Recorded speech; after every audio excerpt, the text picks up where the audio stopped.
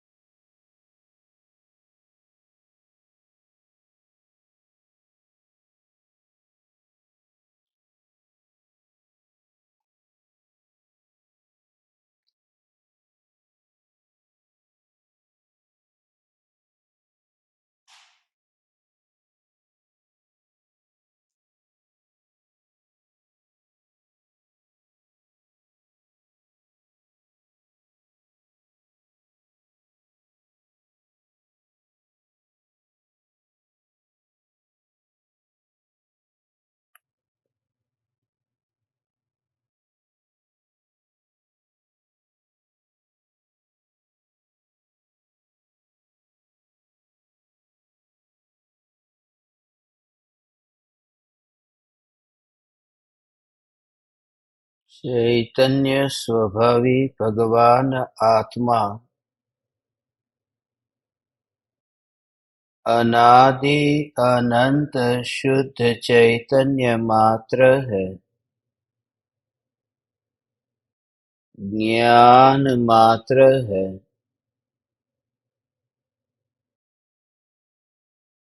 मैं शुद्ध चैतन्य मात्र, ज्ञान मात्र, भगवान आत्मा हूँ। प्रति समय यह जागृति बनी रहे, इस जागृति का नाम धर्म है। देह की प्रत्येक क्रिया के काल में और विकल्पों के बहते प्रवाह के काल में ज्ञानी को प्रति समय यह जागृति रहती है कि मैं चैतन्य तत्व इस देह की किसी भी क्रिया में और विकल्पों के बहते प्रवाह में कहीं भी मिला नहीं हूँ। ऐसा शुद्ध चैतन्य तत्व मैं हूँ। प्रति समय स्वयं की शुद्ध चैतन्य सत्ता का बोध आत्म जागृति ही धर्म है। चैतन्य तत्व की स्व संवेदन प्रत्यक्ष निर्विकल्प अनुभूति होते ही देह होने पर भी देहातीत दशा प्रकट होती है। इतना ही नहीं, विकल्प होने पर भी विकल्पातीत दशा प्रकट होती है। चैतन्य तत्व की निर्विकल्प अनुभूति होते ही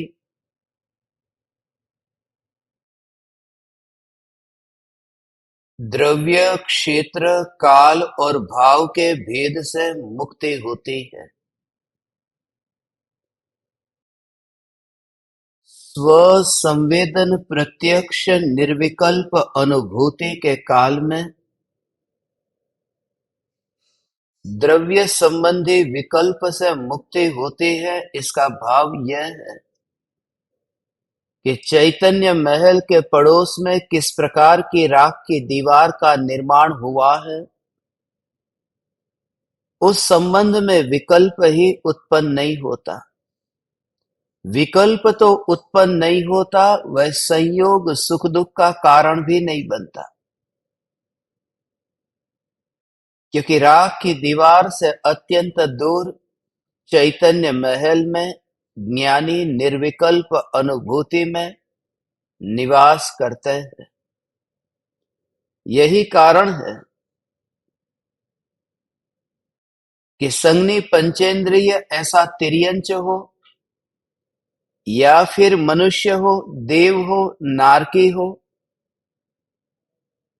उनकी अनुभूति में मूलतः कोई फर्क नहीं है। अनुभूति तो ठीक, सम्यक दर्शन जो यथार्थ प्रतीति हुई है, उस यथार्थ प्रतीति में भी अंतर नहीं है। हाँ, ज्ञान में अंतर है। सिद्ध परमात्मा का ज्ञान केवल ज्ञान है। अब तिर्यंच का ज्ञान तो मतिश्रुत ज्ञान है, अल्पज्ञ है। अल्पज्ञ होने पर भी अपनी भूमिका अनुसार जितना ज्ञान है, उस ज्ञान के अनुसार तिर्यंच को श्रद्धा होती है कि मैं चैतन्य हूं। इसलिए सम्यक दृष्टि चिड़िया, ऐसी सम्यक दृष्टि चिड़िया जो सिद्ध भगवान की तरह उसकी श्रद्धा है कि मैं चैतन्य तत्व ही हूं। ये जो बाहर में चिड़िया दिखाई दे रही है, उसे तो अनुभूति हुई नहीं है। अनुभूति जिसे हुई है वह तो सिद्ध स्वरूप चैतन्य परमात्मा है। जो चिड़िया दिखाई दे रही है वह चिड़िया, वह तो उदय है, वह अनुभूति नहीं है। इसलिए ज्ञानी को उदय और अनुभूति के बीच में फासला दिखाई देता है। द्रव्य संबंधी कोई विकल्प उत्पन्न नहीं होता। स्त्री का देह हो, पुरुष का देह हो, स्त्री पुरुष तो समझ में भी आता है, मगर नपुंसक देह हो तो भी सिद्ध परमात्मा की तरह जिसकी श्रद्धा दृढ़ हुई है कि मैं चैतन्य हूं, उसका कारण तो सभी नारकी जो सम्यक दृष्टि, ऐसे नारकी कि जो जन्म से ही नपुंसक है। नरक में स्त्री और पुरुष नहीं होते, सभी नारकी नपुंसक होते हैं। शरीर नपुंसक होने पर भी श्रद्धा तो सिद्ध की है कि मैं सिद्ध परमात्मा हूं। नपुंसक देह के योग में रह करके भी जो आत्मा के निर्विकल्प अनुभूति में गहराई में आनंद का भोग करते हैं, और ऐसा सातवें नरक का नारकी भी। पूर्व कृत ऐसे कोई कर्म थे कि नरक में जन्म हो गया, सातवें नरक में पैदा हुआ, और तीर्थंकर परमात्मा की दिव्य ध्वनि कभी सुनी थी, कभी गुरु के योग में बैठा था, मगर अत्यंत पाप रूप परिणाम से सातवें नरक का बंध हुआ, सातवें नरक में जन्म हुआ। मगर नारकी का देह हो तो भी सिद्ध परमात्मा की तरह ही उसकी प्रतीति है कि मैं सिद्ध हूं, मैं नारकी नहीं हूं। कितनी वेदना नरक में होती है, उसमें भी सातवें नरक में 33 सागरोपम वर्षों तक वहां पर दुख को भोगता हुआ, मगर वो दुख को भोगता हुआ दिखाई देता है। प्रति समय यह जागृति है कि अनुभूति में दुख नहीं आ सकता। ये बात सूक्ष्म है। पैर में कांटा चुभता है तो ज्ञान में कांटा नहीं घुसा, ऐसा नहीं। पैर में कांटा घुसता है तो दुख ज्ञानी को भी होता है। खिड़की में वहां उंगली रह गई हो और किसी ने खिड़की बंद कर दी हो तो दर्द ज्ञानी को भी होता है। दर्द ही नहीं होता, चिल्लाते भी है। चिल्लाते ही नहीं है, अस्पताल भी जाते हैं, इलाज भी कराते हैं। तो देह की वेदना तो होती है, मगर देह की वेदना के काल में ज्ञान की संवेदना जो निरंतर अनुभव में आ रही है, ये फासला ज्ञानी को निरंतर निरंतर निरंतर दिखाई देता है। और एक एक घटना में यदि ये घटित करने जाओ तो घटित नहीं हो सकता। ये बात इसलिए क्योंकि कोई भी देह हो, सम्यक दर्शन, ये श्रद्धा का सम्यकपना, उसे देह की अपेक्षा नहीं। फिर दूसरी बात एक क्षेत्र की, कि 3 लोक के किसी भी प्रदेश पर रहे, प्रत्येक जीव क्या भोगता है। 7वें नरक में जो नारकी है, वो 7वें नरक का नारकी सर्दी का दुख भोगता है कि अपने मोह का दुख भोगता है। 7वें नरक का नारकी वहां क्षेत्र का दुख नहीं भोगता, संयोग का दुख नहीं भोगता, संयोगी भाव का दुख भोगता है। इसलिए क्योंकि स्वर्ग में हो तो भी जिसको देह में एकत्व है वह तो वहां पर भी दुख भोगेगा, और देह में एकत्व न हो तो 7वें नरक में भी आनंद भोगेगा। इसलिए संयोग दुख का कारण नहीं है, संयोग सुख का कारण नहीं है, क्षेत्र सुख दुख का कारण नहीं है। कर्म के उदय से जीव को यथा योग्य क्षेत्र प्राप्त होता है, मगर उस क्षेत्र पर रह करके ज्ञानी उस क्षेत्र का अनुभव करते हैं कि चैतन्य प्रदेश पर व्याप्त अपने को अखंड सत्ता स्वरूप अनुभव करते हैं। ज्ञानी मात्र अपने को चैतन्य प्रदेशों के बाहर कहीं फैला हुआ देखते ही नहीं।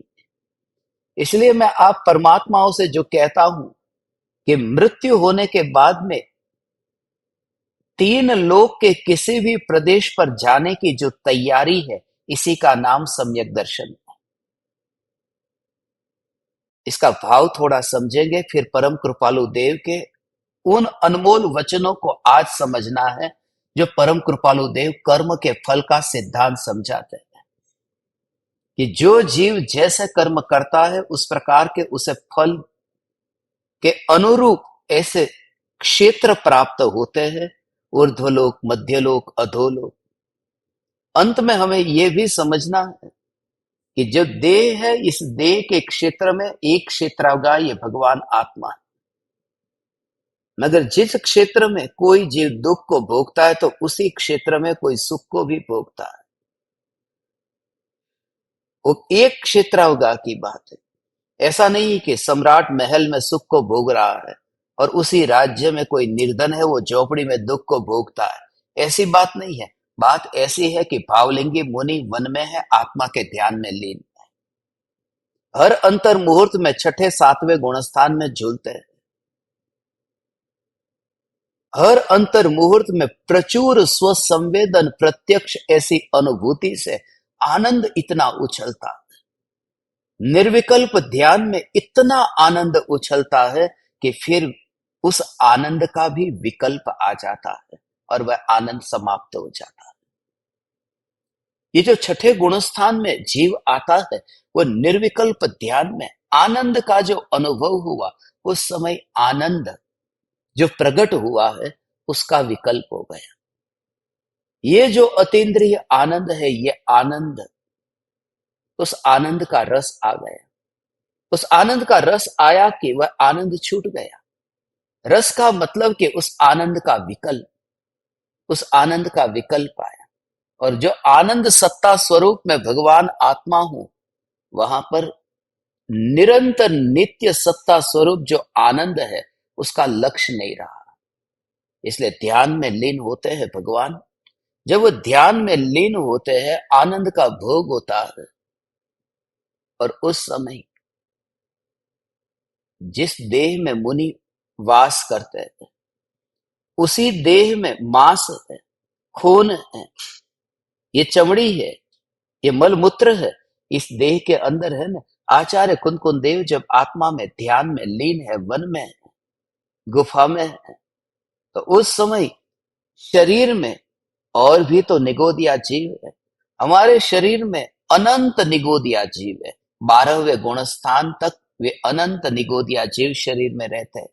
12वें गुणस्थान के प्रथम समय से वे निगोदिया जीवों का शरीर में से मरना शुरू हो जाता है। वह जो औदारिक शरीर है, वह केवल ज्ञान प्रकट होते ही परम औदारिक हो जाता है। केवल परमात्मा के शरीर में वहां निगोदिया जीव नहीं होते। ये जो शरीर में निगोदिया जीव है, वे क्या करते? वे अनंत दुख को भोगते हैं। तो उसी जगह पर रह करके एक जीव, जो मुनि का जीव, जो सिद्धों का आनंद भोगता है, और उसी जगह पर रह करके अनंत निगोदिया जीव दुख को भोगते हैं। इससे एक बात यह भी समझ लेनी जैसी है कि जैसी संगति में तुम रहोगे तुम्हें ऐसा ही होगा। दुखी लोगों के साथ रहोगे तो तुम्हें दुख का अनुभव होगा, सुखी के साथ रहोगे तो सुख का अनुभव होगा। ये जो वस्तु की स्वतंत्रता का जो सिद्धांत है, वह भी इससे समझ सकते हैं। दुखी के साथ में रहेंगे तो दुख का अनुभव होगा। ऐसा यदि होता तो मुनिराज तो अनंत निगोदिया के साथ में रहते हैं, जो अनंत दुखी, मगर मुनि आनंद को भोगते हैं। और अनंत निगोदिया मुनि के योग में रहते हैं, फिर भी उन्हें आनंद नहीं है, उन्हें दुख है, अनंत दुख है। क्योंकि कोई भी जीव न क्षेत्र को भोगता है, न संयोगों को भोगता है, न संगति को भोगता है। प्रत्येक जीव अपनी अपनी अपनी अपनी अनुभूति के अनुरूप ही भोगता है, सुख को या दुख को। इसलिए दूसरे पर दोषारोपण करना सब व्यर्थ हो जाता है। ये उसकी वजह से ये हुआ है, मेरा दुख उसके कारण से। इसलिए सिद्ध शिला पर तो सिद्ध परमात्मा भी है और निगोदिया भी है। सिद्ध शिला पर अनंत निगोदिया जीव, वहां पर वे निगोदिया जीव दुखी है, अनंत दुखी है, और सिद्ध परमात्मा अव्याबाद सुखी है। तो संयोग ने कोई असर नहीं किया। इसलिए पर से अपनी दृष्टि हटा करके चैतन्य की ओर लाओ। कौन पास में है, कौन पड़ोस में है, कौन सी संगति है? जो भी संगति है वो संगति का विचार करने से संगति है। स्वभाव का विचार करे तो संगति का विकल्प ही नहीं होता, क्योंकि स्वभाव की अनुभूति में क्षेत्र का विकल्प चला जाता है और उस समय पता ही नहीं चलता। जिस समय मिर्ची हाथ में ली और जीभ पर रखी और चखते गए, तीखी लगी, तीखी लगी, तीखी लगी। जिस समय इतनी तीखी लगे और उस समय तुम्हें कोई पूछे 5 मिनट तक मुंह में इतनी जलन हो रही है, फिर पानी पिया, शक्कर खा ली। मगर अब बाद में आपको कोई पूछे कि 5 मिनट के लिए जब वो तीखे का अनुभव हुआ था, उस समय तुम कहाँ थे? तुम भारत में थे या दुबई में थे? कि विकल्प ही नहीं आया, क्षेत्र का विकल्प चला जाता। जिस समय स्वभाव का, ये तो मिर्ची के स्वभाव की बात कही, जब पुद्गल के स्वभाव के अनुभव में मस्त हो जाए तो क्षेत्र का भाव नहीं आता। तो चैतन्य के स्वभाव में लीन होने वाले जीव को क्षेत्र का विकल्प आ ही नहीं सकता। इसलिए क्षेत्र से मुक्त नहीं होना है, स्वभाव की अनुभूति में इतना अभेद हो जाना है कि पता ही न चले।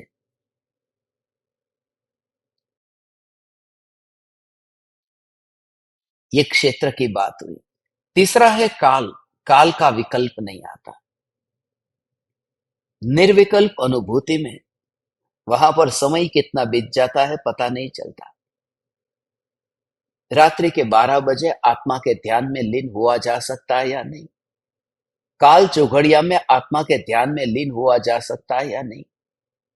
अब जरा विचार करो कि जो भावलिंगी मुनिराज हर अंतर मुहूर्त में आत्मा के ध्यान में लीन होते हैं, अब वे तो निरंतर, तो वहां पर कोई अमृत चौघड़िया नहीं है।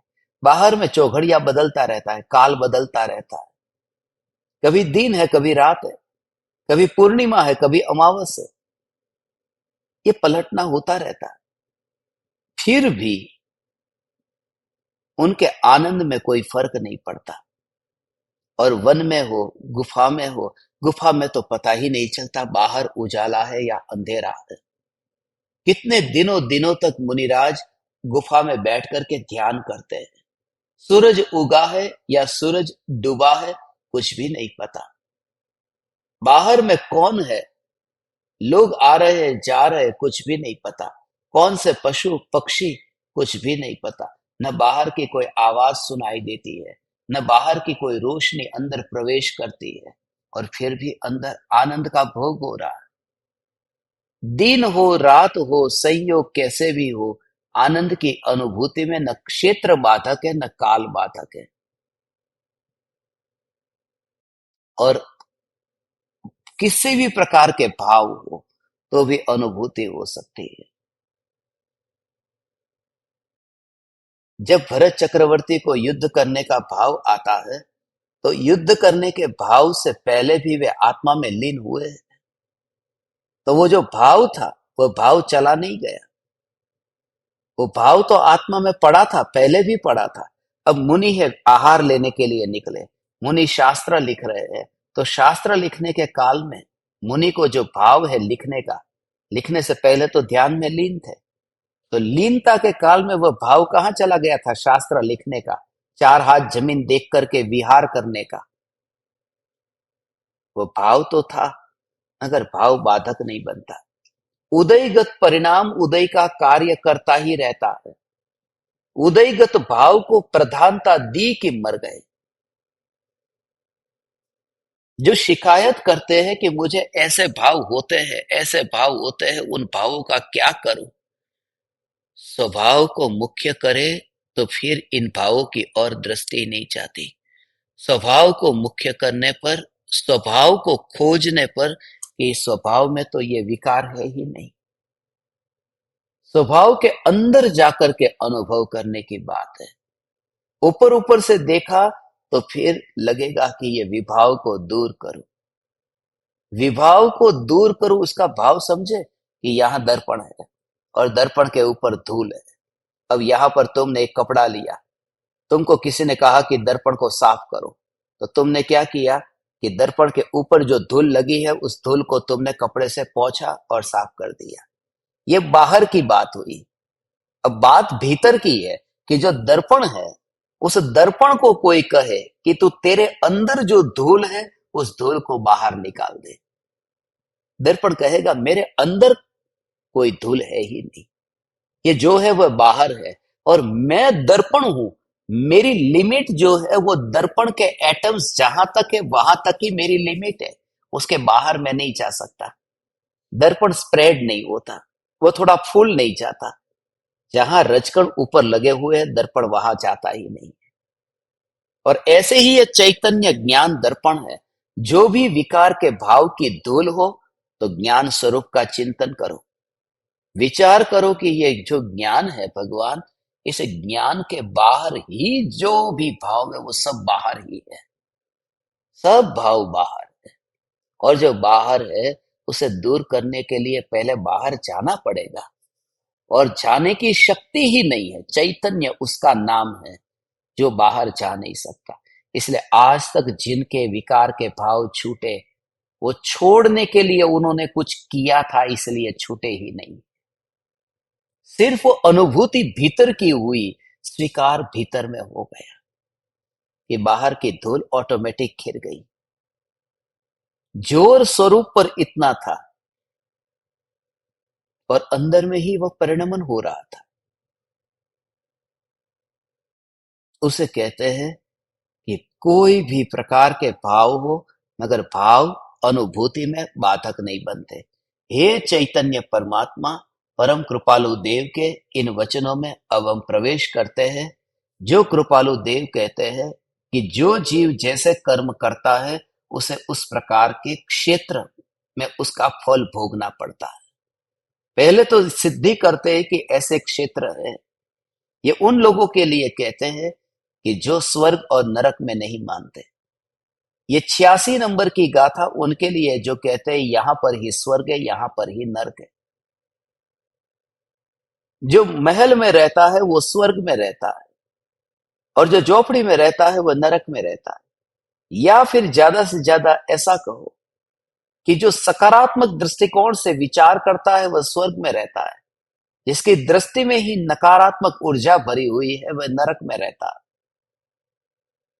ऐसा मानने वाले लोगों के लिए परम कृपालु देव कहते हैं कि जियोग्राफिकल व्यू पॉइंट से देखे, भौगोलिक दृष्टिकोण से देखे, तो नरक भी है, स्वर्ग भी है, मध्यलोक, ऊर्ध्वलोक, अधोलोक, लोक, अलोक, ये विश्व की व्यवस्था है। और उसका प्रमाण क्या है? किसने देखा नरक, किसने देखा स्वर्ग? तो उसका महाप्रमाण यह है तीर्थंकर भगवान की दिव्य ध्वनि। अब उसका एक कारण है, दो बात है, मैं चैतन्य हूं और ये देह मेरा नहीं है। ये पहली बात। यदि यहां पर ब्लेड लगे, चाकू लगे, सुई चुभे तो मुझे दुख होगा। दुख इसलिए होगा क्योंकि मुझे देह का मोह है, तो मोह की वजह से दुख हो रहा है। अगर नरक 7 है या नरक फिर 16 है, नरक 15 है, नरक 20 है, उससे मुझे कोई सुख दुख नहीं होता। जितना होगा उतना होगा, मुझे क्या। मुझे जिसको समझे बिना दुख होता है वह ये चैतन्य स्वरूप है। देह में अपनापन करूं तो दुखी होता हूं, अपनापन न करूं तो दुखी नहीं होता। इसलिए ये जो टॉपिक है ये इंपॉर्टेंट टॉपिक है। मैं आत्मा हूं, देह मेरा नहीं है। 7 नरक का टॉपिक इतना इंपॉर्टेंट नहीं है क्योंकि उसकी वजह से कोई मुझे सुख दुख नहीं होता। जिसको जाना नहीं है उस वजह से मुझे दुख हुआ, वो ये देह और आत्मा का भेद है। जिसको नहीं जाना फिर भी कोई दुख नहीं हुआ, वो नरक का वर्णन है। इसको दो भाग में विभाजन करना। मैं आत्मा हूं, देह मेरा नहीं है, यह प्रयोजन भूत उपदेश है। और नरक 7 है, स्वर्ग 16 है, ये आत्महित करने के लिए अप्रयोजन भूत विषय है। तो जो प्रयोजन भूत विषय है उसके बारे में तीर्थंकर परमात्मा ने गलत नहीं बताया। और जो स्वरूप प्रैक्टिकली अनुभव में आता है, क्यों? क्योंकि एक ही ऐसा विषय है जो प्रयोग से पता चलता है।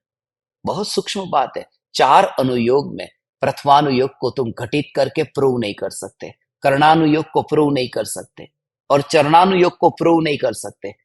द्रव्यानुयोग अनुभव से प्रूव कर सकते हैं। अब आदिनाथ भगवान थे, राजा ऋषभ देव थे।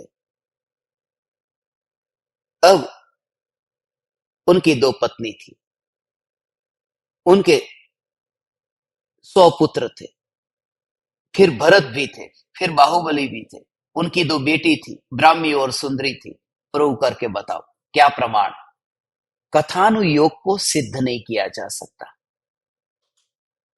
अरे उनकी बात दूर, अपने बाप के बाप के बाप, वो भी हमें खाली बस कहीं लिखा हुआ है और मान लेना पड़ता है। कैसे सिद्ध करेंगे? इसलिए कथानुयोग प्रैक्टिकली प्रूव नहीं होगा। कर्णानुयोग का जो विषय है उसे प्रूव नहीं किया जा सकता कि नरक 7 है, स्वर्ग 16 है। कहां वहां जाकर के दिखाओगे? स्वर्ग को इधर ला करके दिखाओगे? कर्णानुयोग गणितानुयोग का विषय, उसे प्रूव नहीं किया जा सकता कि मेरे आत्मा में ज्ञानावर्णी कर्म आया, दर्शनावर्णी आया। वो तो सूक्ष्म है, वो कैसे दिखाई ही नहीं देता। चरणानुयोग का जो विषय है उसे भी कैसे सिद्ध करोगे? चरणानुयोग का विषय है आलू में अनंत जीव है, उसे नहीं खाना चाहिए, तो वो कैसे दिखाई देंगे? या फिर बाहर का जो सदाचार है, सभी का दृष्टिकोण अलग अलग है। कोई हल्दी को खाता है, कोई अदरक को नहीं खाता है, मगर सुखा करके सॉट हो जाए तो फिर खा लेता है। कोई दूध नहीं पीता है, कोई दूध पीता है। सबके अपने अपने तर्क है। उसे उसमें बहुत विरोध है, विरोधाभास है। इसलिए उसे प्रूव नहीं किया जा सकता। क्योंकि मैं कहता हूं मैं शुद्ध पानी पी रहा हूं, मैं जो पानी पी रहा हूं उस पानी में अशुद्धता नहीं है, मगर जहां से वो पानी आ रहा है मेरे पास में शुद्ध पानी आया। मगर जिस कुएं में से लेके आया हूं वहां पर तो कितने मेंढक मरे हुए पड़े थे। मैं भ्रम से मान के बैठा हूं कि कुएं का पानी मैं पीता हूं, मैं नल का पानी नहीं पीता, मैं तो व्रती हूं। उसे प्रैक्टिकली हो ही नहीं सकता, वो मन की बात है। हम जितनी भी कोशिश करें वो हो ही नहीं सकता। हम जितना भी बचने का प्रयास करें वो हो ही नहीं सकता। बाहर के क्षेत्र में मुनिराज भी 4 हाथ जमीन देख करके चलते हैं, मगर फिर भी पैर के नीचे जीव जंतु आकर के मरते हैं, बचा ही नहीं जा सकता। और कौन सिद्ध करके बताएगा कि जीव मरे हैं, नहीं मरे हैं, कितने मरे, कितने नहीं मरे? तो ये 3 अनुयोग की बात हुई, प्रथमानुयोग, कर्णानुयोग और चरणानुयोग, जिसको प्रैक्टिकली प्रूव नहीं किया जा सकता। जो अनुभव से प्रूव किया जा सकता है वो द्रव्यानुयोग का विषय है, और वो द्रव्यानुयोग का विषय ही प्रयोजन भूत है। द्रव्यानुयोग का विषय माने मैं चैतन्य और देह मैं नहीं हूं, मैं चैतन्य और विकल्प मैं नहीं हूं, मैं चैतन्य और परिणाम में नहीं हूं। मैं चैतन्य और सम्यक दर्शन में नहीं हूं। मैं चैतन्य और केवल ज्ञान में नहीं हूं। मैं चैतन्य और मोक्ष में नहीं हूं, क्योंकि ये सब अनित्य पर्याय है और मैं नित्य हूं। उसका अनुभव हो सकता है ऐसे कि जब ध्यान में लीन हुए और अनुभव हुआ, अनुभव छूट गया, तो अनुभव को मरता हुआ भी ज्ञान देख लेता है कि अनुभूति छूट गई। बेन श्रीवेन ने लिखा ना, अनुभूति छूटने के बाद में आनंदना सागर उछળતા था। ये आनंदना सागर જે ઉછળતા હતા એ ઉછળતી વખતે નથી લખ્યું, એ લખ્યું છે આનંદનો સાગર ઉછળતો બંધ થઈ ગયો પછી લખ્યું છે। અને વિકલ્પ આવ્યો કે આનંદનો સાગર ઉછળતો હતો तो लिखा, मगर वो अनुभव से पता चला। उसका कारण ये है कि अभेद हुए बिना अनुभूति नहीं हो सकती, और पराये के साथ में अभेद हुआ नहीं जा सकता, इसलिए पराये को अनुभव से सिद्ध नहीं किया जा सकता। यही कारण है कि एक सम्यक दृष्टि दूसरे सम्यक दृष्टि को जानता है कि ये ज्ञानी है, वह भी अनुमान से जानता है, अनुभव से नहीं। हमेशा याद रहे, सम्यक दृष्टि के सिंग नहीं होते। हाँ, जिस तरह से वो वाणी में बोलते हैं पता चलता है कि वो ज्ञानी होंगे, मगर वो वाणी की कला भी हो सकता है एक अभिनय भी करता हो सकता है शास्त्रों को पढ़ करके स्पष्ट रूप से जैसा ज्ञानी ने बोला ऐसा अभिनय भी कर लेता हो। अभिनेता तो और अच्छी तरह अभिनय कर लेता है, जैसा वो आज वो रावण का अभिनय करने वाला ऐसा अभिनय कर लेता है जैसा रावण ने भी नहीं किया था। तो जरूरी नहीं है कि ज्ञानी की पहचान उनके शब्दों से कर लो, उनके बाहर के आचरण से कर लो, क्योंकि द्रव्यलिंगी मुनि बाहर में ऐसा ही आचरण करता है जैसा छठे सातवें गुणस्थान में झूलने वाले भावलिंगी मुनि। इसलिए अनुभव से दूसरे की अनुभूति को पहचाना नहीं जा सकता, अनुमान किया जा सकता है। अनुभव सिर्फ अपना ही हो सकता है, अनुमान दूसरे का होता है। और अपन जो खुद का अनुभव हो सकता था, उस अनुभव का विचार किए बिना अपना ही अनुमान करते रहते हैं और दूसरे का अनुभव करने की चेष्टा करते रहते हैं कि वह कैसा है। हम अपने दोषों को छिपाने के लिए हम वकील बनते हैं और दूसरे के दोषों को देखने के लिए जज बनते हैं। इस वजह से अनुभूति से वंचित रह जाते हैं। तो सबसे पहले यह निश्चय करना होगा कि कौन ज्ञानी कौन अज्ञानी, उसको अनुभव से मैं सिद्ध नहीं कर सकता, छोड़ो। और दूसरी बात कि वो ज्ञानी अज्ञानी उसकी वजह से मेरा परिभ्रमण नहीं है। मेरा परिभ्रमण यह है कि अनादि अनंत जो मैं सत्ता हूं, मैं अपने को भूल करके दुखी हुआ हूं मैं। तो पहला ही इसमें महास्वार्थ की बात है, स्वार्थी पहले हो जाना। और ये और सूक्ष्म कहे तो एक सिद्ध परमात्मा दूसरे सिद्ध परमात्मा का भी अनुभव करके निर्णय नहीं कर सकते। सिद्ध परमात्मा को भी अनुभव नहीं होता। अनंत सिद्ध परमात्मा सिद्ध शिला पर है। एक सिद्ध परमात्मा जो अनुभव करते वो अपना ही करते, दूसरे का नहीं करते। पराये का अनुभव हो ही नहीं सकता, इसलिए नरक का अनुभव नहीं हो सकता। ये तो उन ज्ञानियों ने कहा कि हम आत्मा और शरीर जो इंपॉर्टेंट टॉपिक है उसको गलत नहीं बताते हैं, तो फिर जो इंपॉर्टेंट नहीं है उसे गलत क्यों क्यों बताएंगे। इसलिए हम ये 7 नरक के वर्णन उसका वर्णन करते हैं जो हमारे ज्ञान में जानने में आया। और सभी प्रकार के, जैसे यहां कोई अपराधी अपराध करता है, छोटा अपराध किया तो उसे उस प्रकार का दंड मिलता है। सभी को अपराध की सजा अलग अलग मिलती है। किसके साथ में आप कैसा बर्ताव करते हैं उसके अनुरूप सजा मिलती है। ये बात खास, भाव से तो कर्म बनते ही है, मगर किसके साथ में आपके भाव है। आज मानो मैंने एक चाटा मार दिया, साधारण व्यक्ति को मार दिया, तो कुछ नहीं, पुलिस पकड़ेगी, थोड़ी देर बंद करेगी, छोड़ देगी। मगर मैं प्राइम मिनिस्टर को चाटा मारूं तो फिर कितने वर्षों तक जेल में डाल देगी। तो किसके साथ आप बर्ताव करते हो। आज यदि वो श्रेणी का राजा किसी साधारण व्यक्ति के गले में सांप डालते तो 7वें नरक का बंद नहीं होता। दिगंबर मुनिराज, भावलिंगी मुनिराज, यशोधर मुनि मुनिराज के गले में सांप डाला है। किसके साथ आपने बिहेव किया। इसलिए कहा सारे जगत में किसी का भी घात हो तो ठीक, गुरु का घात कभी मत करना। किसी का अनादर हो जाए तो चल जाएगा, मगर गुरु का नहीं। परिवार जन का भी अनादर हो तो चल जाएगा, गुरु का नहीं, क्योंकि गुरु से महान और कोई नहीं। माता पिता भी नहीं, माता पिता ने देह दिया है, गुरु ने आत्मा दिया है। माता पिता ने एक जन्म दिया है, गुरु ने जन्म मरण से न्यारा चैतन्य दिया। इसलिए किसके साथ हम बर्ताव करते हैं, किसके साथ हमारा कैसा बिहेवियर है, उसके अनुरूप कर्म बनते हैं। फिर पश्चाताप भी हुआ, फिर सातवें नरक का जो आयु का बंद हुआ था, उसका फिर अपकर्षण हो गया, उसका आयु फिर घट गया, फिर पहले नरक का हो गया, फिर 84,000 वर्ष। अब बस अगली 24 में फिर नंबर आ गए।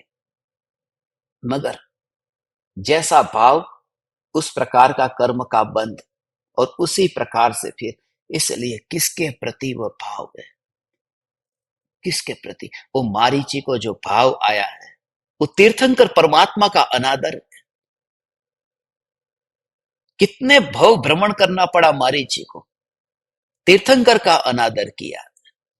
इसलिए हे परम कृपालु देव, आप जैसे महापुरुष, साक्षात तीर्थंकर के द्रव्य जैसा महापुरुष इस काल में हमें जो प्राप्त हुआ, और ऐसे महापुरुष नरक का और स्वर्ग का वर्णन करेंगे तो गलत क्यों करेंगे? हमें श्रद्धा, और वो श्रद्धा भी इसलिए हुई है क्योंकि एक बात जब अनुभव से सिद्ध होती है तो दूसरी भी फिर अनुमान से मानने को तैयार हो जाते हैं। एक व्यक्ति जो कहता है कि एक काम करना, कल मैं तुम्हें एक वस्तु दूंगा, कल मैं तुम्हें मानो एक हीरा दूंगा, उसने कल जितने बजे हीरा देने को बोला हीरा दे दिया। फिर यदि वो कहेगा कि मैं तुम्हें कल ये रत्न दूंगा, तो वो रत्न दूंगा वो जो कहता है उस पर श्रद्धा बैठेगी नहीं। क्यों बैठेगी? क्योंकि पहला वचन बोला है, उसमें अनुभव से ये सिद्ध हुआ है। तो जब कृपालु देव कहते हैं कि मैं आत्मा हूं, शरीर मेरा नहीं है, शरीर के मोह की वजह से मैं दुखी हूं, ये सब सुनते सुनते प्रैक्टिकल प्रयोग किया कि बात तो सच्ची है। कृपालु देव कहते हैं जिसके साथ में तू ज्यादा चिपकेगा, उससे ही तू वियोग में, विरह में और तड़पेगा। तो ये प्रैक्टिकली पता चलता है, जितना ज्यादा बोलेगा उतना ज्यादा विवाद होगा, जितना कॉन्टेक्स्ट ज्यादा बढ़ाएगा उतना ही विवाद और ज्यादा बढ़ेगा, जितना ज्यादा ज्यादा ज्यादा राग उतना ही ज्यादा द्वेष। क्योंकि राग करते ही हम राग नहीं करते, द्वेष की तैयारी करते हैं। राग है वो राग नहीं है, द्वेष की तैयारी है। हो सकता है 25 साल लग जाए, 50 साल लग जाए, 100 साल लग जाए, इसलिए क्योंकि अनुभूति के बिना जो भी राग है नियम से द्वेष में पलटेगा।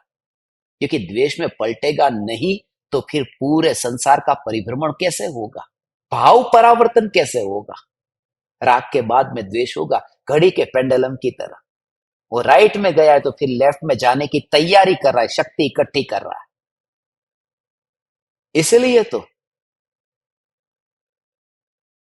जब पति पत्नी के साथ झगड़ा करता है, उसी दिन बड़ा गुलदस्ता लेकर शाम को घर आता है। जिस दिन गुलदस्ता लेके घर आया है उसी दिन फिर कलह शुरू हो जाता है, क्योंकि राग का द्वेष में रूपांतरण ये स्वभाव है। अनुभूति के बिना ये नियम से होगा। ये राइट साइड में पेंडुलम जा रहा है, अब लेफ्ट में तैयारी कर रहा है, शक्ति इकट्ठी कर रहा है, फिर लेफ्ट से फिर राइट में जाने की शक्ति इकट्ठी कर रहा है, और उसी वजह से ऊपर कांटे घूमते रहते हैं। नीचे पेंडुलम राइट लेफ्ट करना बंद कर दे, ये राग द्वेष का पेंडुलम स्टॉप हो जाए और मध्यस्थ हो जाए, तो घड़ी के कांटे, ये चतुर्गति का जो चक्र है वह भी रुक जाएगा, वो घड़ी बंद हो जाएगी। मूल कारण एक भाव से दूसरे भाव में अति, अति सर्वत्र वर्जयेत्। ये अति जो है सभी प्रकार में अति खतरनाक है। एक ही जगह है अति खतरनाक नहीं है, उसी का नाम स्वभाव।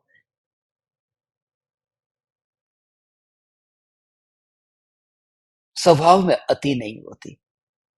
ये शक्कर कितने वर्षों से मीठी है, उसमें अति नहीं होती। स्वभाव में अति नहीं होती, क्योंकि वो स्वभाव से ही तो वस्तु की सत्ता है, उसमें अति क्या? वो चैतन्य से ही तो मेरा अस्तित्व है। इसलिए you just feel the connection. परम कृपालु देव के वचनों को सुनते सुनते तुम्हें अंदर से ऐसा कनेक्शन फील हो, तुम्हें याद ही न आए कि कहाँ मध्य लोक, कहाँ ऊर्ध्वलोक, कहाँ अधोलोक। हे परम कृपालु देव, आपके इन वचनों को सुनते ही अंदर से उस स्थिति तक मैं पहुंच गया कि तब पता ही न चला। और जैसे वहां से बाहर आया और किसी ने पूछा कहाँ थे,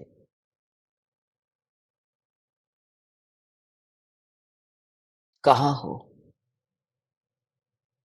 किसके साथ में हो, किसके पास में हो, एक ही, जिस समय तुम्हारी श्रद्धा ये कहे, 3 लोक की पॉपुलेशन पूछे तो एक है बस, उसका नाम सम्यक दर्शन। 3 लोक की जनसंख्या कितनी है? एक, चैतन्य, द सेल्फ, उसके अलावा कुछ नहीं। माने एक पॉपुलेशन का मतलब यह है कि इसके अलावा मुझे कुछ दिखाई ही नहीं देता।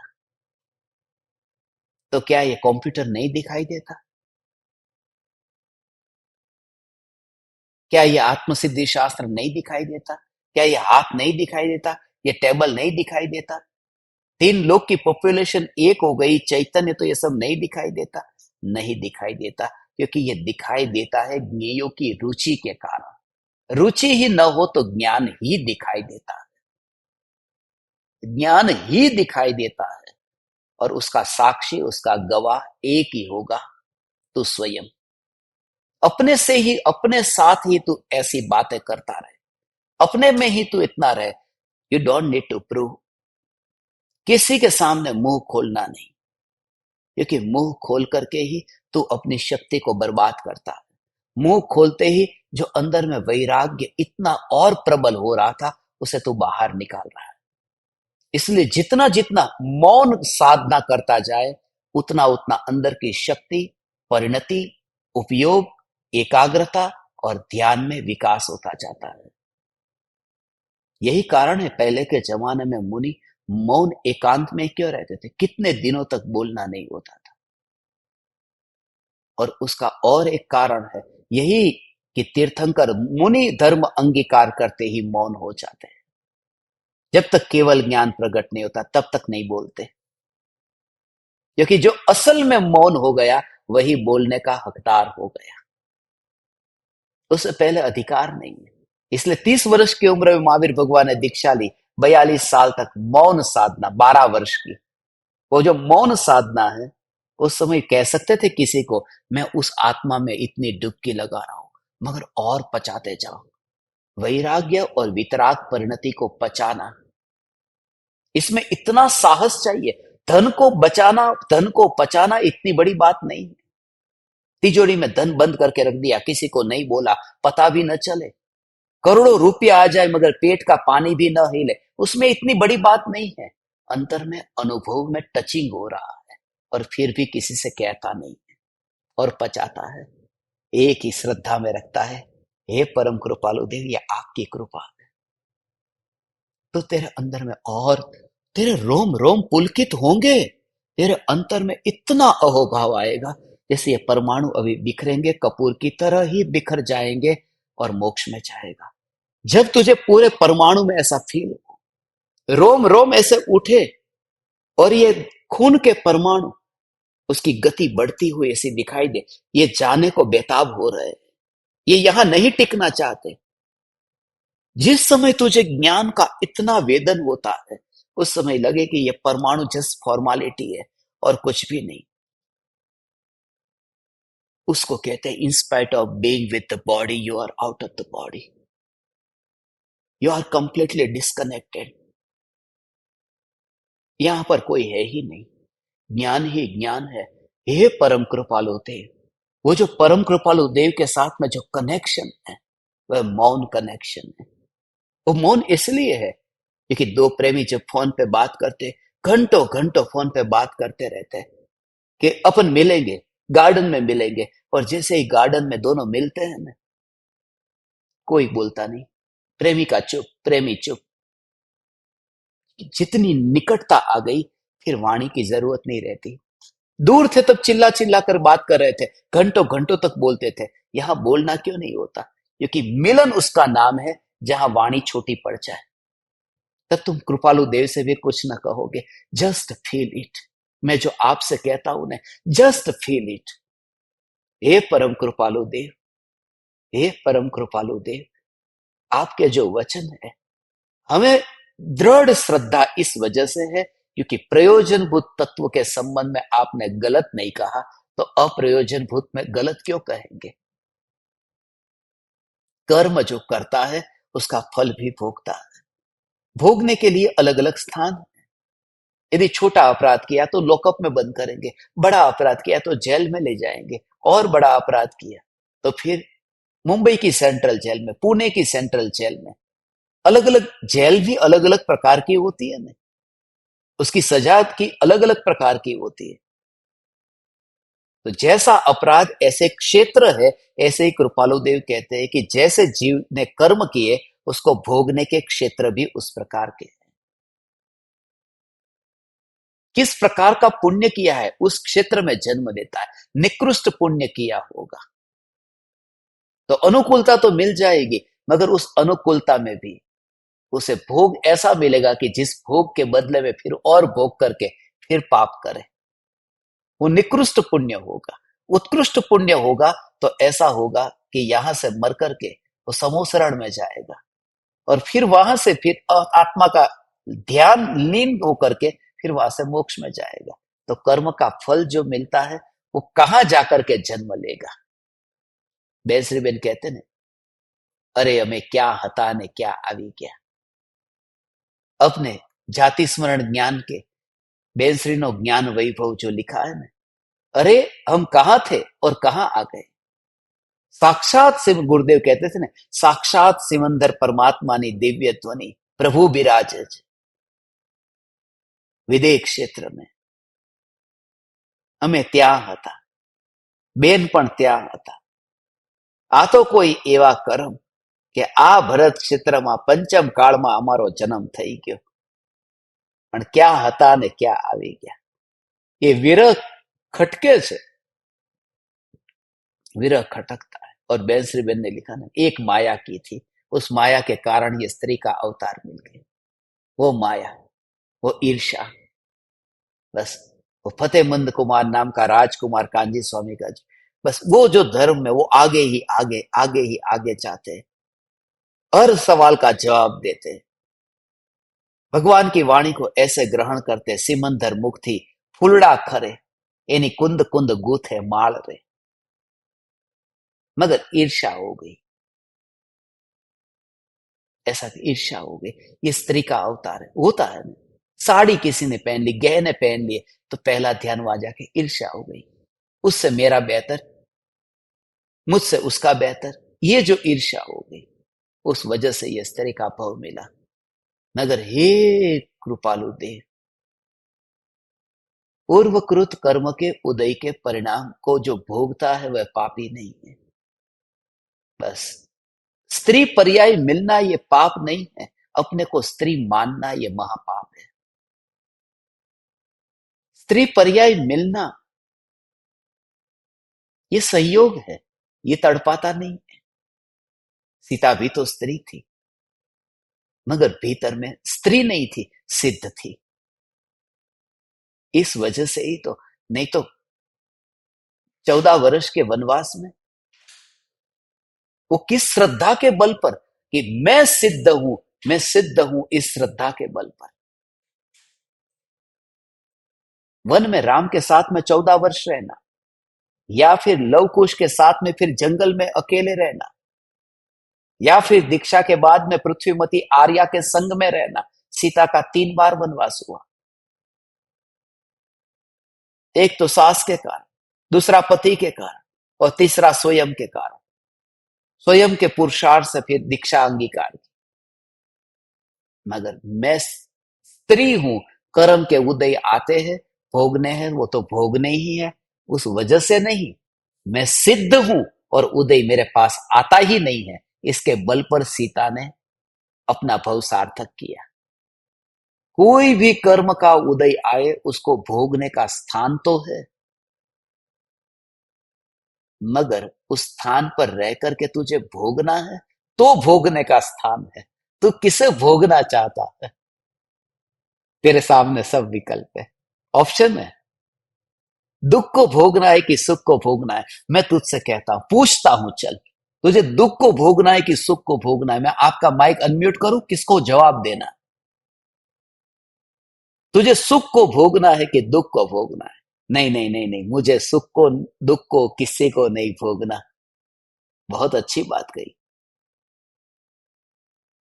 मुझे सुख को दुख को किसी को नहीं भोगना, इसमें दम नहीं।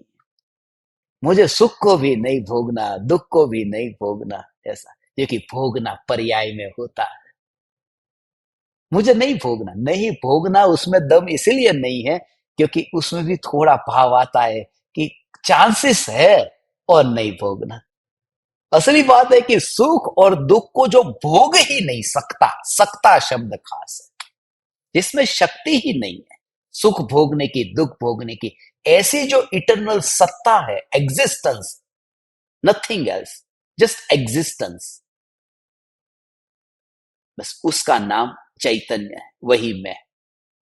और उसमें अटैचमेंट हो जाए कि यही मैं, वो in spite of being with the body, there is no body. हे ज्ञान दीपक, हे चैतन्य परमात्मा, you just feel the connection, I am there with you just feel the connection, you just feel the connection. ये तुम न समझोगे, अभी नहीं समझोगे, बाद में समझोगे।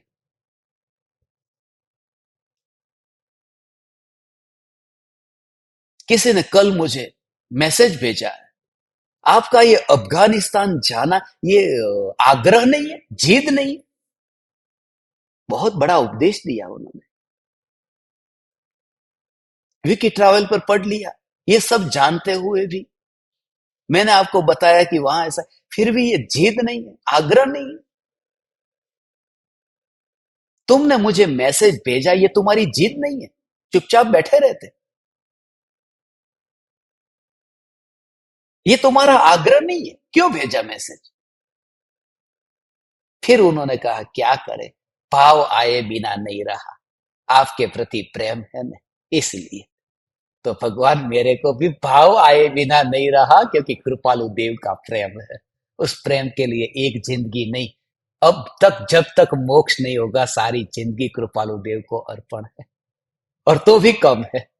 हे चैतन्य परमात्मा, अंतर में श्रद्धा में त्रिकाली चैतन्य का जोर, और बाहर में कंप्लीट डिवोशन कि हे कृपालु देव। बस वो भाव को रोक नहीं पाते, वो चाहने पर भी नहीं रोक पाते। और यदि उसे तुम जीत कहो तो जीत है, उसे तुम प्रेम कहो तो प्रेम है, उसे तुम दीवानापन कहो तो दीवानापन है, उसे तुम पागलपन कहो तो पागलपन है। तुम्हें जो नाम देना हो वह दो,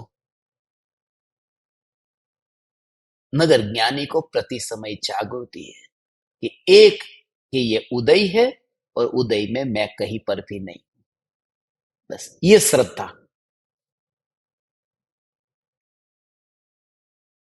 उदय में मैं कहीं पर भी नहीं। मुझे ऐसे लोगों से मिलना है। अब तुम अफगानिस्तान जैसे लोगों जैसे हो जाओ तो मैं वहां नहीं जाऊंगा, मैं तुम्हारे पास रहूंगा। मगर तुम तो इतने सुधर गए, पलट गए, विकास हो गया, अंतर्मुहूर्त में केवल ज्ञान हो जाएगा। भावों को समझना बहुत मुश्किल है, बहुत मुश्किल है। इसलिए तो कौन समझेगा उस भाव को? अंबालाल भाई को कौन समझेगा? आज के जमाने में इतना समय कहाँ है, और वह भी भक्ति भाव से। तो मैं खाली एक थोड़ी देर के लिए, एक मिनट के लिए भी ऐसी लालटेन पकड़ करके खड़ा रहना, वो तो चित्र में आ गया है कि 90 मिनट में आत्म सिद्धि की रचना हुए, लालटेन लेकर के हिले बिना वहीं पर ही खड़े रहे। मगर चित्र में नहीं आया है, वह तो भक्ति भाव कितना था, वो तो आया भी नहीं। और फिर भी इतना अलिप्त रहना, फिर भी अलिप्त रह करके सम्यक दर्शन पाना। अंबालाल भाई ये मानते हैं कि मैं तीन लोक का नाथ हूं, मैं चैतन्य सिद्ध स्वरूप हूं, और फिर भी ये भक्ति, ये सेवा, सेवा जैसा लगता ही नहीं है।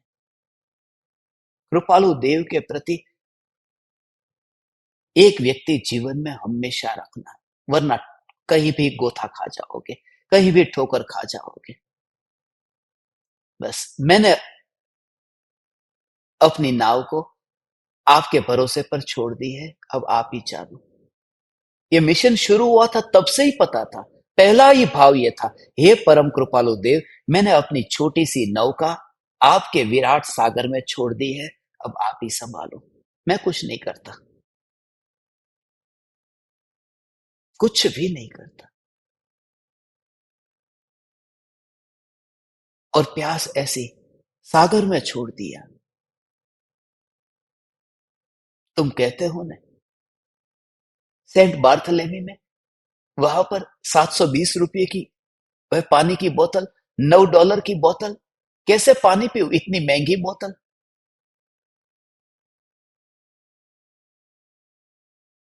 मगर कृपालु देव का स्मरण होते आंख में से आंसू आते, वो आंसू को पी करके सामने में वह सेंट बार्थलेमी में वहां पर देख रहा था, एक ओर से सामने खारा समुद्र है, और पता ही नहीं चला जब आत्म सिद्धि की स्थापना के बाद मैं किनारे पर बैठा था, और पता ही नहीं चला जब अपना सत्संग वहां पर हुआ था, वहां सेंट बार्थलेमी से सत्संग होने के बाद में वो समुद्र के किनारे पर था, और उस सत्संग बाद में सागर इधर कहाँ आ गया।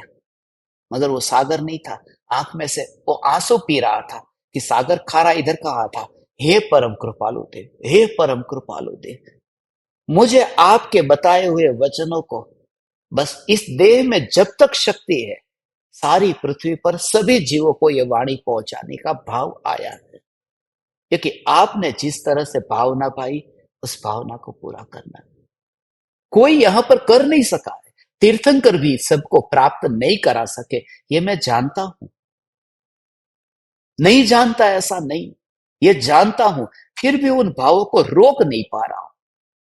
इसलिए चुपचाप एक ही उपाय कि अब उन भावों को जबरदस्ती नदी के पानी को रोकने की चेष्टा करने से बेहतर है किनारे पर आ जाओ और बहते पानी को चुपचाप देखता रहो, उसमें ही बचने का उपाय है।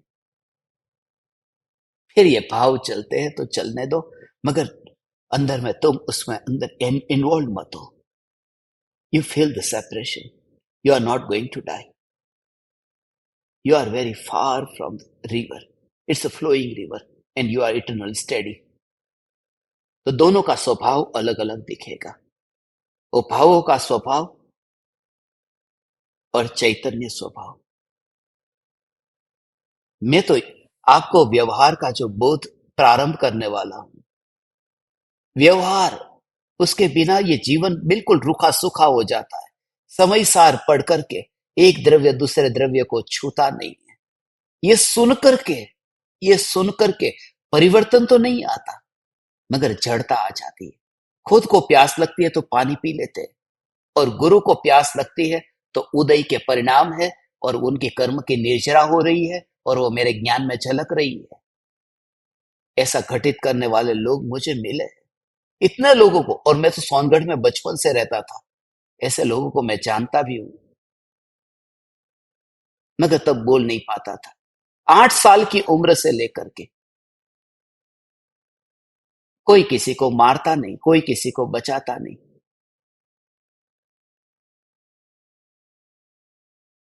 ऐसा मुझे आपको नहीं बनाना है।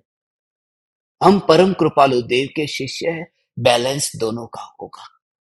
और अब पूरा व्यवहार पर ही, क्योंकि तुम्हें चैतन्य का बताने में कुछ बाकी नहीं रहा, अब जो बाकी है वो व्यवहार,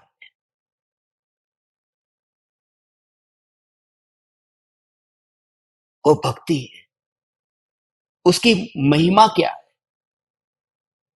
जो उसके बिना तुम्हारा बेस पक्का होगा ही नहीं, हल चलेगा नहीं, जमीन मुलायम होगी नहीं, कितना भी श्रेष्ठ से श्रेष्ठ बीज लेकर के आओ। मगर लाभ क्या होगा? उसके लिए जमीन तो ऐसी हो, समय लग जाए। कल ही हमारी एक जगह चर्चा चल रही थी, एंटार्क्टिका में, वहां पर ऐसा प्रिजर्व करके पूरी दुनिया में जिस प्रकार की वनस्पति है, उस वनस्पति के बीज को इकट्ठा किया जा रहा है। भारत की श्रेष्ठ वनस्पति, ऑस्ट्रेलिया की, न्यूजीलैंड की, सभी वनस्पतियों के छोटे छोटे ऐसे बीज को इकट्ठा करके वहां प्रिजर्व करके एंटार्क्टिका में एक जगह है जहां पर तैयार इकट्ठा किया जा रहा है। और कहा जाता है कि वह जगह इतनी सुरक्षित है हमारे ऊपर के इस अर्थ की तुलना में, कि यदि कोई बड़ा प्रलय आ जाए और ये पृथ्वी में सब कुछ नष्ट हो जाए, तो फिर से ऐसी ही पृथ्वी यदि बनानी हो तो उन्हीं बीजों को फिर यहां ला करके फिर डेवलप कर सकते हैं। उसका प्लानिंग किया है और अभी और उसके ऊपर एंटार्क्टिका में चल रहा है। जब मेरी कल इस पर किससे चर्चा चल रही थी, तब मुझे यह भाव आया कि बीज को इकट्ठा करके रख तो दिया है, मगर ऑस्ट्रेलिया, न्यूजीलैंड, भारत, ये भूमि ही यदि इस लायक नहीं रहेगी तो बीज का क्या करोगे? बीज तो उत्तम है, मगर भूमि फलद्रुप नहीं है।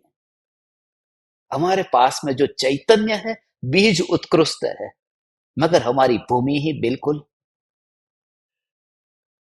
पाक के योग्य नहीं, नापाक है। हे ज्ञान दीपक, इसलिए परिपक्वता पकानी है।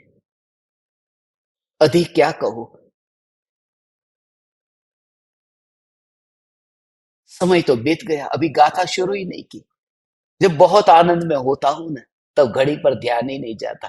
गाथा शुरू करते हैं, अब सत्संग शुरू होता है 1 घंटे बाद। 86वीं गाथा।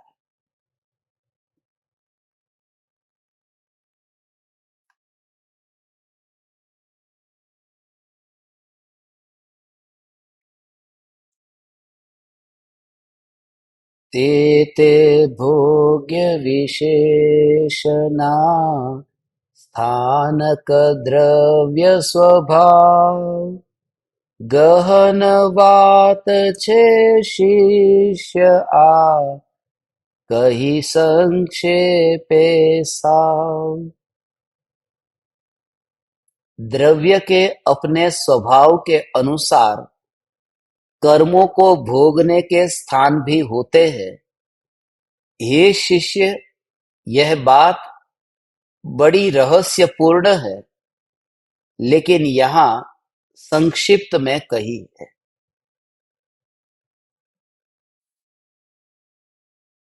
भोग्य विशेषण, भोगने के जो स्थान है वे अलग अलग स्थान, उसमें भी मध्यलोक में कर्म भूमि, भोग भूमि, उसमें भी अलग अलग क्षेत्र है। विदेह क्षेत्र, भरत क्षेत्र, ऐरावत क्षेत्र, सब भेद प्रभेद में हमें नहीं जाना है। मगर ये जो सिद्धांत जो कृपालु देव समझा रहे हैं कि कर्मों के अनुसार ये ऑटोमेटिक ऐसी व्यवस्था हो जाती है कि जीव उस जगह पर पहुंच जाता है,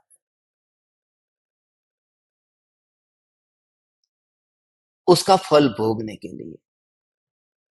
नरक का वर्णन जो शास्त्र में किया है कि नरक में इतनी गर्मी है, इतनी ठंड है, वह वर्णन जो किया है वो दुखी करने के लिए नहीं, डराने के लिए नहीं, वो वर्णन किया है उस नरक में मैं अनंत बार जाके आया, ऐसी गर्मी में जाकर आया, ऐसी सर्दी में जाकर आया। वहां पर नारकी के शरीर के तिल तिल जितने टुकड़े कर दिए गए, तिल तिल करे देह के खंड असुर भिड़ावे दुष्ट प्रचंड, सिंधु नीर ते प्यास न जाए तो पण एक न बूंद लहाय। इतना इतना शरीर का कष्ट और इतने शरीर के तिल तिल जितने टुकड़े हो गए, ऐसा दुख मैंने भोगा। ऐसा छह ढाला में लिखा, ऐसा मोक्षमार्ग प्रकाशक में लिखा, ऐसा त्रिलोक सार में 3 लोक का वर्णन करते हुए लिखा, ऐसा और भी ग्रंथों में लिखा, और ये आत्मसिद्धि में तो लिखा ही है। नरक का, स्वर्ग का वर्णन भी आएगा।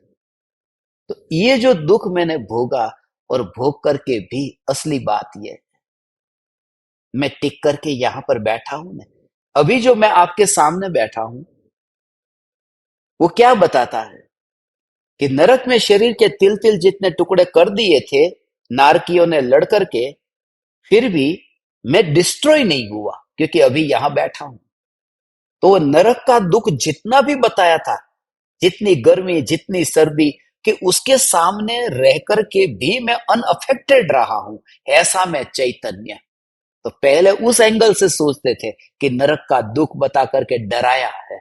अब दूसरा एंगल आ गया कि नरक का दुख होने पर भी जो टिक करके रहा है वह चैतन्य मैं हूं। तो कृपालु देव उस स्वरूप को बता रहे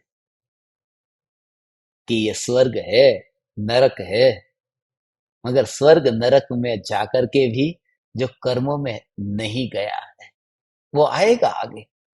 आप उसका स्वरूप समझेंगे जब 117वीं गाथा आएगी, उसमें और स्पष्ट समझेंगे। वो शुद्ध का भाव समझेंगे ना, कि नरक में जाकर के भी जिसने कोई फल नहीं भोगा,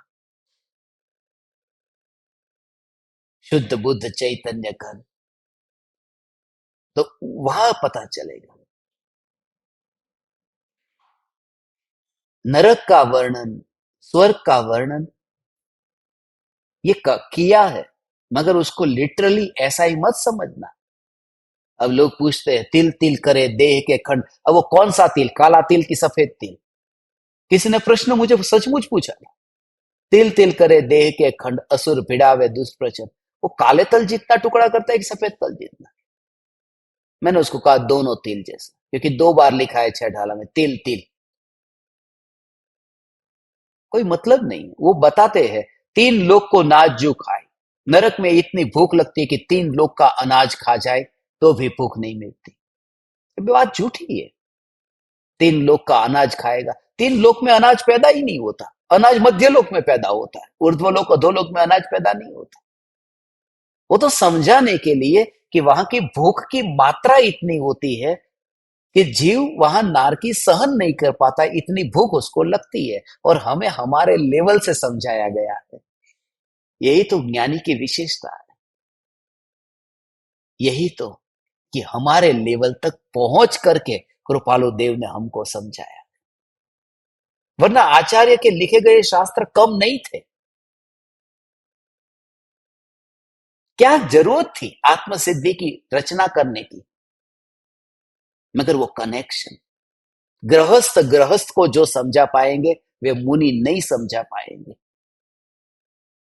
एक महाराज साहब गृहस्थ को बोध देंगे कि तेरा घर ऐसे चला वैसे चला, मगर उनको पता नहीं है कि ऑफिस में दुकान पर जाकर के कैसे रुपये आते हैं, कितनी मेहनत करनी पड़ती, वो नहीं कह पाएंगे। वो एक गृहस्थ जो व्यापार हो करके बैठा है, उसको पता है कि कैसे पैसा आता है और उसका कैसे मैनेज करना, उसका त्याग करना तो कैसे करना, उसका सदुपयोग कैसे करना। अनुभव से गुजरा हुआ व्यक्ति ही उस बात को बता सकता है, समझा सकता है। बाकी बात बहुत आसान है, बोध देना आसान है, मगर प्रयोग, आज पूरी पृथ्वी में जो ईसाई और मुस्लिम, ये 2 सबसे अधिक है ना, और दोनों की विशेषता यही है। जीसस हो या मोहम्मद हो, दोनों गृहस्थ थे, और दोनों की लाइफ बिल्कुल नॉर्मल लाइफ थी। जीसस कारपेंटर के बेटे थे, अब बढ़ई का बेटा, लकड़हारा, लकड़ी काटने का काम करना, उससे मैचिंग हो जाता है कि ये ऊपर है, मैं नीचे हूं, ऐसा नहीं। जैसा मैं ऐसा ही हूं। मुनि के साथ में वेवलेंथ ही नहीं मिलती, कि वो रहते हैं गुफा में, हम बैठे हैं यहां पर, तो उनके साथ में कैसे मैं मिलन करूं? इसलिए वो कल्याण मित्र, वो परम मित्र नहीं बन सकते। जो एक ही गृहस्थ गृहस्थ के अंदर जो परम मित्र हो सकते, ऐसे मुनि के साथ नहीं हो सकता। इसलिए कृपालु देव परम मित्र हो सकते हैं, क्योंकि कृपालु देव पत्नी के साथ, बच्चों के साथ रहते हैं, व्यापार कर चुके हैं, वे सब बाहर की दुनिया को जानते हैं। उन्होंने मुंबई की जिंदगी को जिया है, मोहमयी में अपने मोह को गलाया है, पिघलाया है, कृपालु देव सभी अनुभव से गुजरे हैं, सुख दुख से गुजरे हैं, बाहर की अनुकूलता प्रतिकूलता से गुजरे हैं, क्षयोपशम ज्ञान की वृद्धि और हानि का अनुभव दोनों को वे करके बैठे हैं, शतावधान के प्रयोग करके भी बैठे हैं और उस स्थिति पर भी पहुंचे हैं कि विचार करने पर पता चलता है देह तारी, हमें तो बाहर का पता ही नहीं चलता। कृपालु देव सभी अवस्था को देख करके फिर ये आत्म सिद्धि की रचना करते हैं। इसलिए इसमें पूरा सार आता है, पूरे जगत का अनुभव लेकर के जो पुरुष बैठा हो।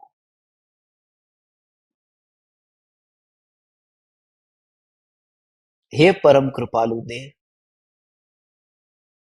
आपके एक एक वचन में गहरे राज छुपे हुए हैं। कैसे कहूं, एक गाथा के लिए 1 घंटा बहुत कम पड़ता है। हमने शुरुआत में नक्की किया था ने, एक एक गाथा में कम से कम 2 सत्संग हो, कम पड़ता ही।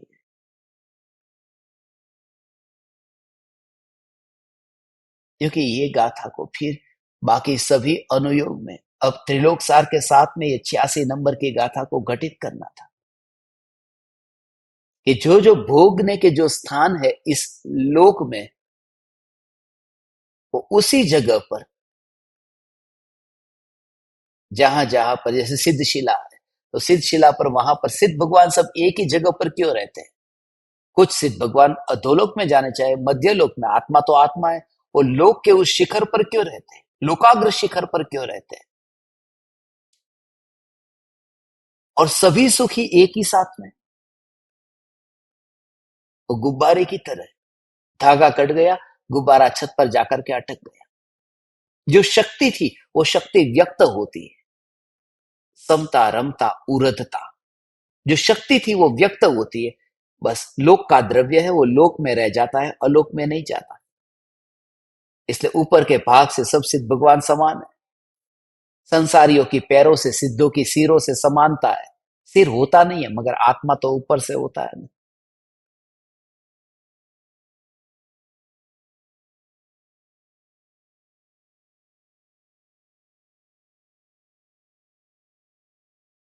ठीक है, इन वचनों को आप पढ़ना। आज चतुर्दशी है, आज चतुर्दशी है ना, 14 से। तो रात्रि ध्यान प्रयोग के लिए अभी आपका 5 मिनट 4 मिनट का टाइम बाकी है। बस बैठे बैठे ही लेट जाओ, मोबाइल साइड में रख दो। आज का रात्रि ध्यान प्रयोग लाइव तो नहीं होगा, क्योंकि जैसे अपन हर बार रात्रि ध्यान प्रयोग करके सीधे सो जाते हैं, मैं लंबे काल के बाद में यहाँ पर आया हूं। और अभी आप सब तो जानते, सबको पता है ना मैं कहाँ बैठा हूं। आत्म सिद्धि शास्त्र मिशन के शिखर संदीप भाई के निवास स्थान पर आज यहाँ सत्संग अभी हो रहा है। और जब हम मिलते हैं तब एक प्रेमी की तरह मिलते हैं, रात बीत जाती है पता नहीं चलता। इसलिए आज मैं तात्कालिक सो नहीं पाऊंगा, इसलिए आपको प्रीमियर सेट करके दे देता हूं। आज की रात के लिए आप प्रीमियर के साथ में प्रयोग कीजिए। मैं 10 बजे का सेट करता हूं, फिर जिन जिन को आधे घंटे का एक्स्ट्रा टाइम आपको दे देते हैं आज, तो क्या इजी रहेगा और भाग दौड़ नहीं होगी। 10:30 बजे आज आप आधा घंटा एडजस्ट कर लेना, और फिर 10:30 बजे प्रीमियर सेट कर देंगे, तो उसे आप सुनना। सुनते हुए पिछली बार जो अपना एनडीपी हुआ था ना, रात्रि ध्यान प्रयोग का,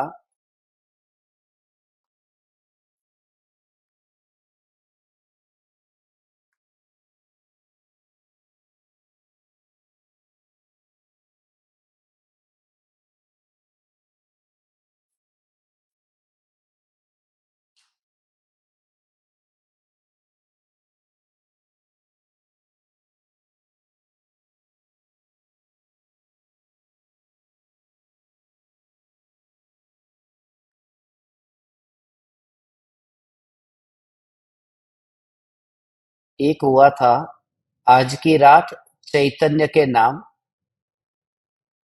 और एक हुआ आज की रात चैतन्य के नाम, जो 28 जुलाई को हुआ।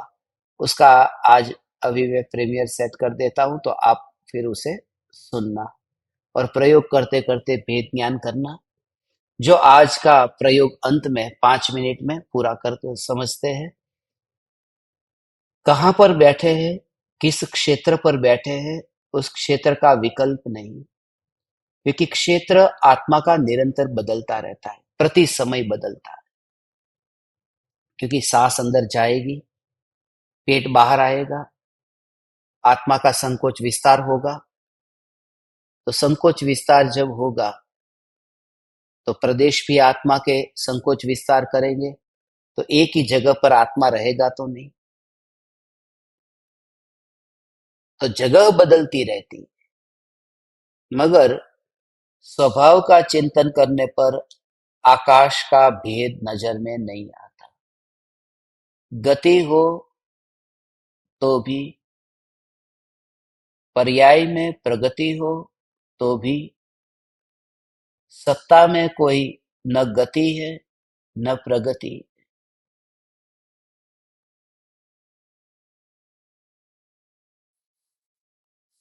जो मुर्दे के साथ में न सोए, उसी का नाम परमात्मा है। आज रात में आपका मूल जोर यही हो, मुर्दे के साथ में जो सोता ही नहीं, मुर्दे के साथ में जो रहता ही नहीं, देह के मुर्दे के साथ में जो नहीं रहता, वही ज्ञान। ज्ञान माने इंद्रियों के माध्यम से ये जो ज्ञान है, उस ज्ञान का परिणमन होगा, तब भी तुम्हें ऐसा लगेगा कि ये ज्ञान है, वो इंद्रियों के साथ में रहता ही नहीं है। क्योंकि जानन रूप जो धारा चल रही है, वो परमाणुओं की नहीं है, वह ज्ञान की ही है। तो रात को सोते समय बेड पर लेट जाना, लेट करके बॉडी पड़ा है, स्मशान में जैसे किसी की डेड बॉडी को देखते हो, मगर चिता पर चढ़ नहीं जाते। वहां कैसा लगता है कि सती प्रथा ये अच्छी बात नहीं है, कोई मर गया है, उसके पीछे मैं क्यों जाऊं, ये ठीक नहीं है, मुझे जीने का अधिकार है। ऐसे इस बॉडी को लेटे हुए कि ये डेड बॉडी है, अब भी हो, अब भी डेड बॉडी है। और चैतन्य जो है, वो मैं दूर से उसे जानता हूं, और वह भी ज्ञान में जो जानना जानना ये हो रहा है, उसमें भी एक समय ऐसा है, ज्ञान मात्र,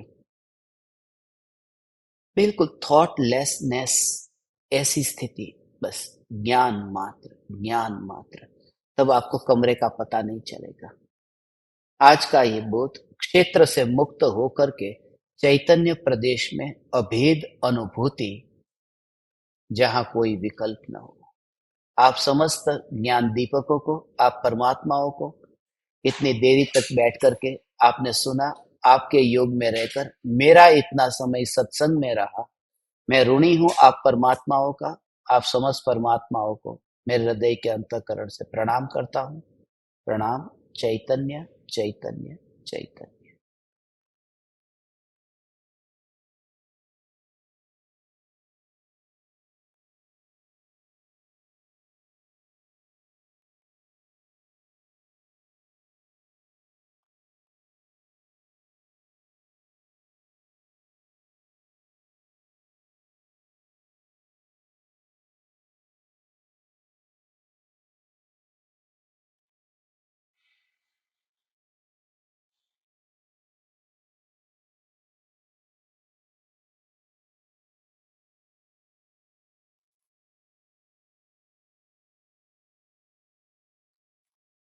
अहो अहो श्री सद्गुरु करुणा सिंधु अपार, इस पामर पर प्रभु किया अहो अहो उपकार, अहो अहो उपकार।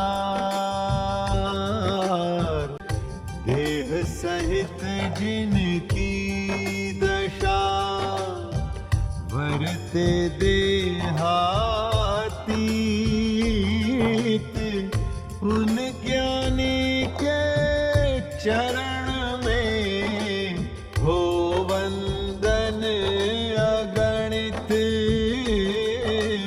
हो वंदन अगणित।